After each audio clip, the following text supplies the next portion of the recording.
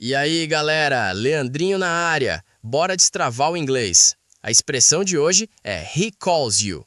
Sabe quando alguém te liga ou te chama? É isso, simples assim. Let's see how to use it. Let's go. He calls you. He calls you. Significa ele te liga ou ele te chama. Call serve tanto para ligação quanto para chamar com a voz. O S no final de calls é a regra para he, she, it, ok? Whenever there is food, he calls you. Whenever there is food, he calls you. For business, he calls you instead of her. For business, he calls you instead of her.